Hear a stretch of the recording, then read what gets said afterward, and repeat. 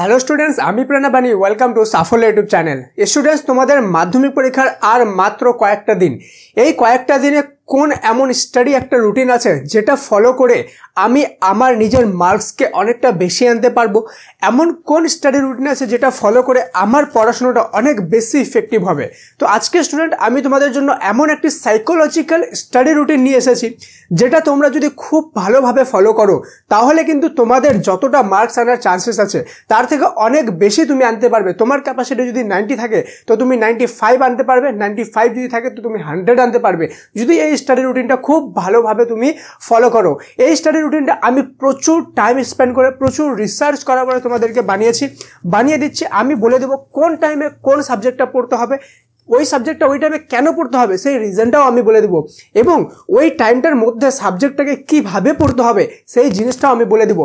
তাই তোমাদেরকে ভিডিওটার একটা ছোট থেকে ছোট পয়েন্টও কিন্তু যদি মিস করো তাহলে তুমি কিন্তু অনেক বড় কিছু মিস করে যাবে। তাই বেশি দেরি না করে চলো ভিডিওটি শুরু করা যাক। Let's get started.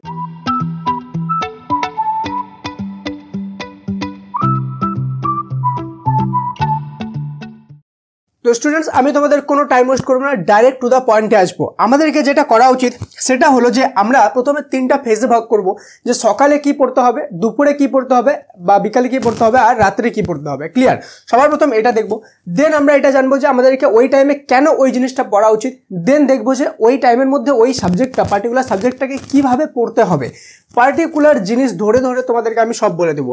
সবার প্রথমে আমি দেখবো টাইমটা, ঠিক আছে? সকালে 7টা থেকে 8:30 আমি ধরলাম। দেখো, তোমাদের এখানে টাইমটা তোমার নিজের অনুযায়ী কাস্টমাইজ করতে পারবে আগে পরে, ঠিক আছে? কেউ যদি বেশি সকালে ওঠো বা বেশি রাত্রি জাগো সেই অনুযায়ী, ঠিক আছে? তো তোমরা দেখে নাও, 7টা থেকে 8:30 একটা টাইম হবে, আর তারপরে 8:30-এর পরে আধা ঘন্টা গ্যাপ হবে। ওকে, তারপর 9টা থেকে 10:30 একটা সাবজেক্ট হবে, ঠিক আছে? এটা হয়ে গেল আমাদের মর্নিং এর ফেজ। কি বললাম? মর্নিং, MORNING, মর্নিং এর ফেজ। ওকে, দেন চলে যাবো আমরা দুপুরে। এবার দেখবো 11:30 থেকে আমাদের একটা, ঠিক আছে? 11:30 থেকে একটা কি করব, অ্যান্ড দেন 1:30 থেকে দুপুরে, ঠিক আছে, বিকাল 3টা পর্যন্ত আমরা কি করব। এটা হয়ে গেল আমাদের দুপুর অ্যান্ড বিকাল, ঠিক আছে? নুন অ্যান্ড আফটারনুন, ঠিক আছে? আফটারনুন, ঠিক আছে? নুন অ্যান্ড আফটারনুন।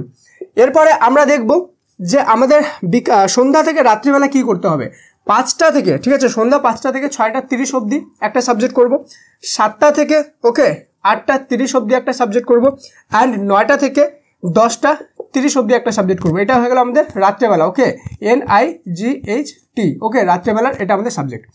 এবার একটা জিনিস তোমাদেরকে সবার প্রথমে আমি বলে দেবো যে কোন জিনিসটা কেন গ্যাপ নিয়েছি, কি কারণে গ্যাপ নিয়েছি, ঠিক আছে? সবার প্রথম আমরা যেটা করব, হিস্ট্রি, HISTORY, হিস্ট্রি দিয়ে কেন শুরু করব এর একটা পার্টিকুলার সাইকোলজিক্যাল রিজন আছে, আমি সব কিছুই বলবো তোমাদেরকে। দেন পড়বো ফিজিক্স, PHYSICS, এই টাইমে পড়বো ফিজিক্স। দেন 11:30টায় আমরা পড়বো বেঙ্গলি, BENGALI, বেঙ্গলি। দেন আমি 1:30-এ পড়বো ম্যাথ। ওকে, MATH, ম্যাথ। ওকে, দেন 5টার দিকে আমি পড়বো ইংলিশ, ENGLISH, ইংলিশ। দেন 7টার দিকে আমি পড়বো geography, GEOGRAPHY, geography. Okay, and আমরা 9টার দিকে পড়বো লাইফ সায়েন্স। ওকে, এবার তোমাদেরকে আমি প্রত্যেকটা জিনিস ধরে ধরে বুঝিয়ে দিচ্ছি, দেন আমরা ডিসকাস করবো যে পার্টিকুলার হিস্ট্রি সাবজেক্টটা বা পার্টিকুলার ফিজিক্স সাবজেক্টটা আমরা কীভাবে পড়তে হবে এই পার্টিকুলার 1.5 ঘন্টার জন্য। দেখো, আমি প্রত্যেকটা সাবজেক্ট 1.5 ঘন্টা নিয়েছি। নাম্বার 1, 1.5 ঘন্টার পরে আমি কিন্তু প্রত্যেকটা সাবজেক্টে আধা ঘন্টা গ্যাপ নিয়েছি। কেন কি আমি একটা সাবজেক্ট পরপর ডাইরেক্ট পড়তে পারবো না, ঠিক আছে? মাথা গোলমাল হয়ে যাবে।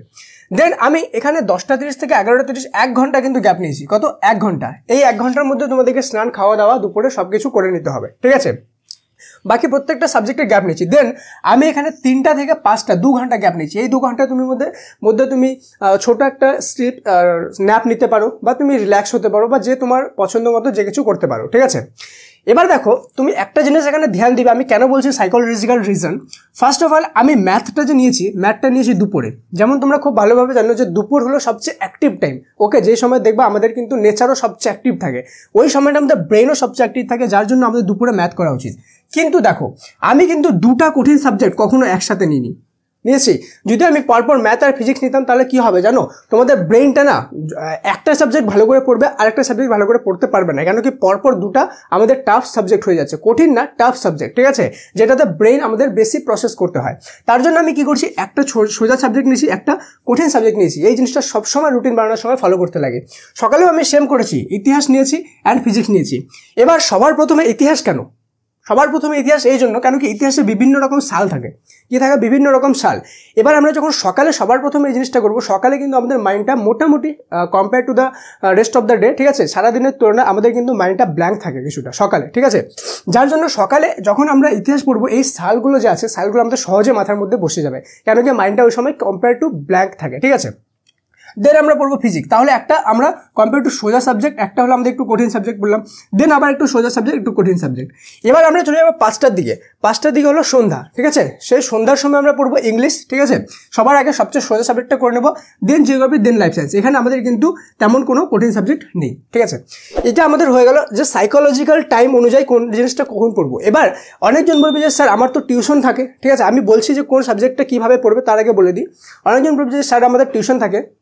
তো স্টুডেন্ট, ফার্স্ট অফ অল আমি তোমাদেরকে স্ট্রংলি রেকমেন্ড করবো যে এখন সমস্ত রকম টিউশন বন্ধ করে তোমাদেরকে শুধুমাত্র সেলফ স্টাডিতে ফোকাস করা উচিত। অলরেডি যেটা সারা বছর পড়ে নিয়েছো বা প্রিপেয়ার করে নিয়েছো সেগুলোকে বেশি থেকে বেশি পরিমাণে প্র্যাকটিস করা উচিত। এর আগের দিনের ভিডিওতে আমি বলে দিয়েছিলাম যে কিভাবে প্র্যাকটিস করতে হয়, কিভাবে কোন সাবজেক্টটা করতে লাগে, ঠিক আছে, সেটা কিন্তু আগের দিনের ভিডিওতে আমি বলে দিয়েছিলাম, যেটাতে অ্যারাউন্ড প্রায় 25,000 স্টুডেন্ট তোমরা দেখেছো এবং আরও দেখছো, ঠিক আছে। তো সেই জিনিসটা তোমরা ভিডিওটাও কিন্তু একবার দেখে নিও, ঠিক আছে। তো কয়েকটা আমি মোস্ট ইম্পর্টেন্ট জিনিস তোমাদের জন্য লিখে রেখেছি, সেটা হলো যে দুটা সাবজেক্ট টাফ সাবজেক্ট পরপর একসাথে কখনো নেওয়া উচিত না। দেন যখন দুপুর হয়, দুপুরবেলা আমাদের সবসময় অঙ্ক করতে হবে। আরেকটা যেটা জিনিস যে আমাদেরকে প্রতিটা সাবজেক্ট কিন্তু প্রতিদিন পড়তে হবে, যেমন 7টা সাবজেক্ট, এটা শুধু একদিনের না, এটা প্রতিদিন তোমাদেরকে কিন্তু এই 7টা সাবজেক্টই পড়তে হবে। কেন কি তোমরা মনে করো যদি এমন ভাবো যে আজকে 3টা পড়বো কালকে 4টা পড়বো, তাহলে কিন্তু তোমাদের কাছে আর 1 মাস টাইম থাকবে না, তখন টাইমটা অর্ধেক হয়ে যাবে, 15 দিন হয়ে যাবে, কেন কি তুমি 2 দিনে একটা সাবজেক্ট পড়ছো, তাই তো। সেই জন্য তোমাকে প্রতিদিন প্রতিটা সাবজেক্ট পড়তেই হবে, ঠিক আছে। আর যেটা আমি ভালোভাবে বলে দিলাম যে কোনো রকম টিউশন স্টপ করে এখন টোটালি সেলফ স্টাডিতে ফোকাস করা উচিত, ঠিক আছে।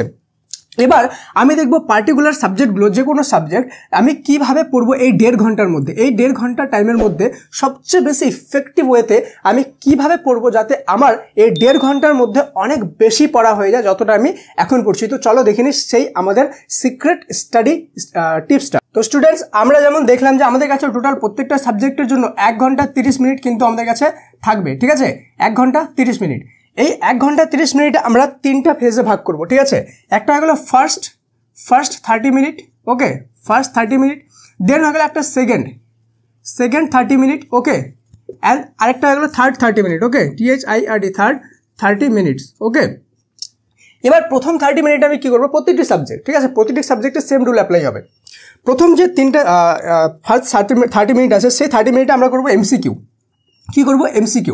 এই MCQ অ্যাটলিস্ট প্রতিদিন আমরা 2টা, ঠিক আছে, 2টা টেস্ট পেপার সলভ করব, ঠিক আছে। এই 30 মিনিটে আমরা কি করব, প্রথমে MCQ করব, MCQ 2টা টেস্ট পেপার সলভ করব। কিন্তু খালি কি MCQ করব না, MCQ 2টা টেস্ট পেপার সলভ করলাম, ঠিক আছে। দেন এই 30 মিনিটেই 2টা টেস্ট পেপার MCQ সলভ করার পরে অ্যাটলিস্ট 7 থেকে 8টা মক টেস্ট দিব আমি, ওকে, মক টেস্ট। যেমন তোমরা খুব ভালোভাবে জানো যে ভালো রেজাল্টের মূল গোড়াই হলো মক টেস্ট। তো মক টেস্ট আমরা কী করবো, সাফল্য মাধ্যমিক অ্যাপে, ঠিক আছে, সাফল্য মাধ্যমিক অ্যাপে আমরা কিন্তু এটা দিব, ঠিক আছে। সাফল্য মাধ্যমিক অ্যাপ সম্পূর্ণ ফ্রিতে আছে, কেউ যদি ইনস্টল না করো বা জানে না থাকো তো অবশ্যই প্লে স্টোর থেকে সম্পূর্ণ ফ্রিতে সাফল্য মাধ্যমিক অ্যাপ ইনস্টল করো, সেটা সম্পূর্ণ ফ্রি, লক্ষ লক্ষ স্টুডেন্ট সেখানে মক টেস্ট দিচ্ছে সম্পূর্ণ ফ্রিতে, ঠিক আছে। অবশ্যই সাফল্য মাধ্যমিক অ্যাপে আমি প্রতিদিন কিন্তু 7 থেকে 8টা মক টেস্ট দিব পার সাবজেক্টে, ঠিক আছে। কী করলাম, MCQ 2টা টেস্ট পেপার সলভ করলাম, দেন মক টেস্ট দিলাম। মক টেস্ট দেওয়ার সময় কিন্তু একটা জিনিস ধ্যান রাখতে হবে, কোন জিনিসটা আমার ভুল হচ্ছে অ্যান্ড কেন ভুল হচ্ছে, ওই জায়গাটা আমাকে কিন্তু কারেক্ট করতে হবে নেক্সট দিন যখন আমি আবার MCQ প্রিপারেশন করবো, ঠিক আছে।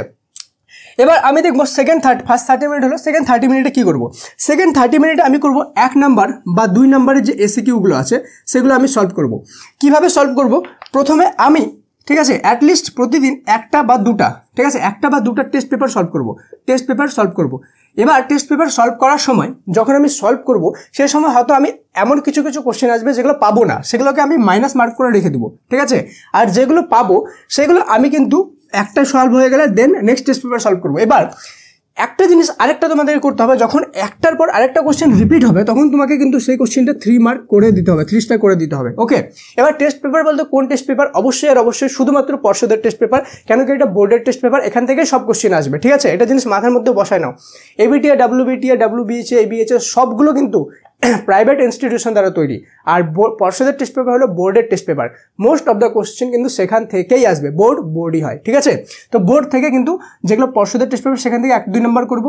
দুটা জিনিস ধ্যান রাখবা এসিকিউ সলভ করার সময়, যে তোমরা কিন্তু যেটা রিপিট হবে সেটাকে 3 স্টার করবাই করবা, এবং সাথে একটা আলাদা সেপারেট নোটবুকে, ওকে, সেপারেট নোটবুকে কিন্তু আমাদেরকে এটা লিখে রাখতে হবে, ঠিক আছে? যেটা রিপিট হচ্ছে, কেন কি রিপিট হওয়া মানে ওটাই আসবে, ঠিক আছে?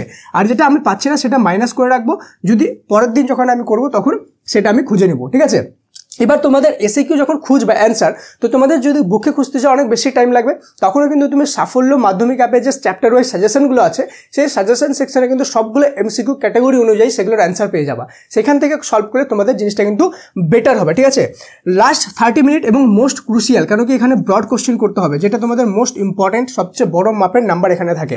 সেটা বলার আগে বলে দিই, তুমি যদি চ্যানেলে প্রথমবার এসে থাকো তো চ্যানেলটি অবশ্যই আর অবশ্যই সাবস্ক্রাইব করে দিও, এবং তোমরা যদি চাও যে আমাকে সাপোর্ট করবে, ঠিক আছে? তো সাবস্ক্রাইব মানে হলো সাপোর্ট, তাই আমাকে সাপোর্ট করার জন্য অবশ্যই সাবস্ক্রাইব করে ভিডিওটা বেশি থেকে বেশি স্টুডেন্টদের সাথে শেয়ার করে দিও। আর তুমি যদি চাও যে আমি এই যে রুটিনটা বানিয়ে দিলাম, ঠিক আছে, এই রুটিনটার মতো আরও অনেক ইম্পর্টেন্ট ভিডিও তোমাদের জন্য নিয়ে আসি, এবং পার্টিকুলার সাবজেক্টের ইন ডিটেল সাজেশন নিয়ে আসি, যেমন আমি আনছি কন্টিনিউ সেগুলোকে আরও ফাস্ট নিয়ে আসি, তাহলে কমেন্টে মোর লিখে দিও। যদি অনেকগুলো মোর লেখা থাকে তাহলে আমার ভিতরে মোটিভেশন আসবে, এবং আমি কিন্তু তোমাদেরকে আরও ফাস্ট করে সাজেশনগুলো দিয়ে দেবো। তাই কমেন্টে এমওআরই মোর লিখে দাও, তাহলে কিন্তু আমি তোমাদের জন্য আরও বেশি খাটনি করবো। অবশ্যই মোর এমওআরই মোর লেখো, ঠিক আছে?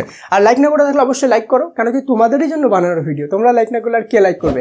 আর এখন যদি কেউ মোর লেখো তাহলে আমি এটা বুঝে যাবো যে এতদূর পর্যন্ত কারা কারা ভিডিও দেখছো, কতজন এতদূর পর্যন্ত ভিডিও দেখো, ঠিক আছে? তাহলে মোর লিখলে আমি সেটাও কিন্তু বুঝে যেতে পারবো, লাইক করে দিও, ঠিক আছে?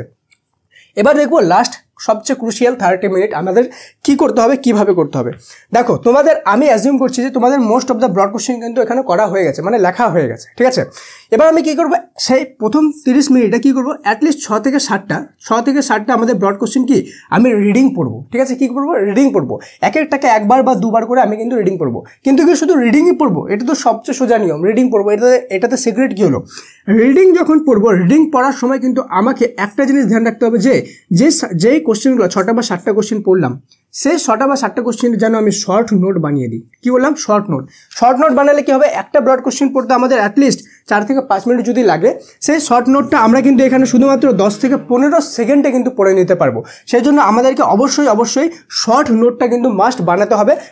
যখন রিডিং পড়বো, রিডিং পড়ার সাথে সাথে আমাদের কিন্তু শর্ট নোটটা বানাতে হবে, প্র্যাকটিস করবো, রিভাইজ করবো, শর্ট নোট বানাবো। এই শর্ট নোটটা আমাদের পরীক্ষার 1 সপ্তাহ আগে বা পরীক্ষার 1 ঘন্টা আগে সবচেয়ে বেশি কার্যকরী হবে এই শর্ট নোটটা, কেন কি পরীক্ষার 1 ঘন্টা আগে কিন্তু তুমি 30-40টা ব্রড কোশ্চেন পড়তে পারবে না, কিন্তু 30-40টা শর্ট নোট পড়ে নিতে পারবা, যেটা তোমাদের পরীক্ষাতে আরও বেটার রেজাল্ট আনতে কিন্তু হেল্প করবে। আশা করি আজকের এই ইন ডিটেল তোমাদের স্টাডি রুটিনটা তোমাদের প্রচুর পরিমাণে হেল্প করলো। তো তোমাদের যদি সত্যিকারে এই রুটিনটা হেল্প করে থাকে তাহলে তুমি বেশি থেকে বেশি পরিমাণে এই ভিডিওটা শেয়ার করে দাও সবার সাথে, যাতে প্রত্যেকের এটা থেকে হেল্প হয় এবং এটা ফলো করে বেশি থেকে বেশি মার্ক আনতে পারে।